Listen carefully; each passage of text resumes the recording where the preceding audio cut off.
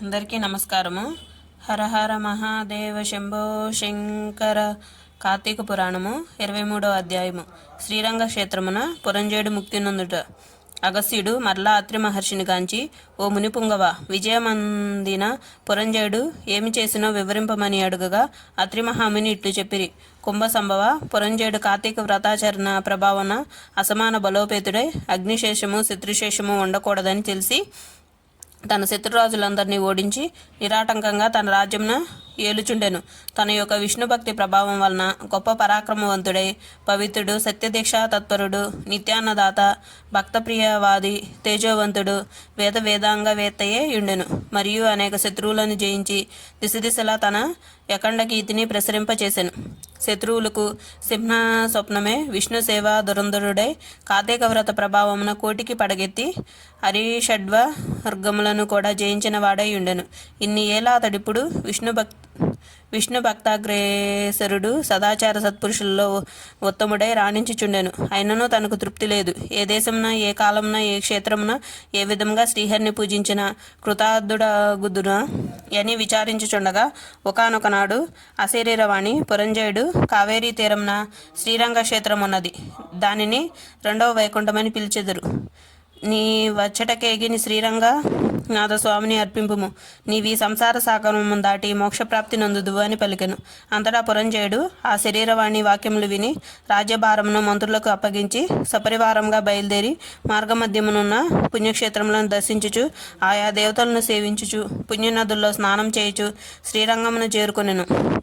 అక్కడ కావేరీ నది 2 పాయలై ప్రవహించుచుండగా మధ్యనున్న శ్రీరంగనాథాలయమున శేషశయ్యపై పౌళించి ఉన్న శ్రీరంగనాథుని గాంచి పరవశమంది చేతులు జోడించి దామోదర, గోవింద, గోపాల, హరే కృష్ణ, వాసుదేవ, అనంత, అచ్యుత, ముకుంద, పురాణ పురుష, హృషికేశ, ద్రౌపదీమాన సంరక్షక, దేనజన భక్త పోష, ప్రహ్లాదవరద, గరుధ్వజ, కరివరద, పాహిమాం పాహిమాం, రక్షమాం రక్షమాం, దాసోహం పరమాత్మ దాసోహం అని విష్ణు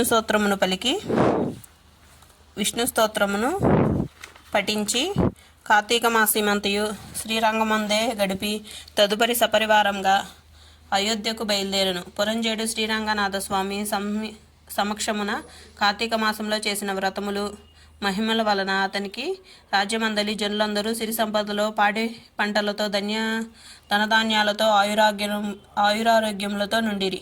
అయోధ్య నగరమున దృఢతర ప్రాకారములు కలిగి తోరణ యంత్రద్వారములు కలిగి మనోహర గృహగోపురాదులతో చతురంగ సైన్య సంయుతమై ప్రకాశించుచుండెను.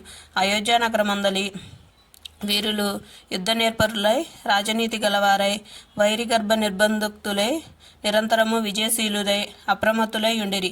ఆ నగరమందలి అంగనామణులు హంస గజగామిణులు పద్మ పత్రాయతలోచనులై విపుల సోనిత్వము, విశాల కటిత్వము, సూక్ష్మ మధ్యత్వము, సింహకుచ పీనత్వము కలిగి రూపవతులైన శీలవతులు, గుణవతులైన ఖ్యాతి కలిగి ఉండిరి. ఆ నగరమందలి వెలయాండ్రు నృత్యగ్రేత సంగీతాది కళా విశారదులై ప్రౌఢులై వయోగుణ రూపలావణ్య సంపన్నులై సదా మోహన హంసలకృత ముఖశోభితలై ఉండిరి. ఆ పట్టణం కులాంగనులు పతిశ్రు పరాయణులై సద్గుణాలంకరణ భూషితులై చిద్విలాస హాసల్లాస పులకాంకిత శరీరులై ఉండిరి. పురంజయుడు శ్రీరంగ క్షేత్రమున కార్తీక మాసం వ్రతమాచరించి సతీ సమేతుడై ఇంటికి సుఖముగా చేరను. పురంజయుని రాక విని పౌరజనాదులు మంగళవాద్య తూర్యధ్వనులతో ఎదురేగి నగర ప్రదక్షిణ చేసి నిజాంతపురమున ప్రవేశపెట్టిరి. అతడు ధర్మాభిలాషి అయి దైవభక్తి పరాయుడై రాజ్యపాలన మొనర్చుచు కొంతకాలం గడిపి వృద్ధాప్యం వచ్చుటచే ఐహిక వాంఛలను వదులుకొని తన కుమారునికి రాజ్యభారం అప్పగించి పట్టాభిషిక్తుడిని చేసి తాను వానప్రస్థావమును సేకరించి అరణ్యమును కేగెను. అతడు వానప్రస్థావన మందు కూడా ఏటేటా విధి విధానముగా కార్తీక వ్రతం ఆచరించుచు క్రమక్రమంగా శరీరముడుగుచే మరణించి వైకుంఠమునకు పోయెను. కావున ఓ యుగస్య, కార్తీక వ్రతం అత్యంత ఫలప్రదమైనది, మహత్యము కలది. దాన్ని ప్రతి వారును ఆచరించవలెను. ఈ కథ చదివిన వారికి చదివినప్పుడు విన్నవారికి కూడా వైకుంఠ ప్రాప్తి కలుగును. 23వ రోజు పారాయణం సమాప్తం. మీకు ఈ వీడియో నచ్చితే లైక్ చేసి, షేర్ చేసి, సబ్స్క్రైబ్ చేయండి ఫ్రెండ్స్. Thank you.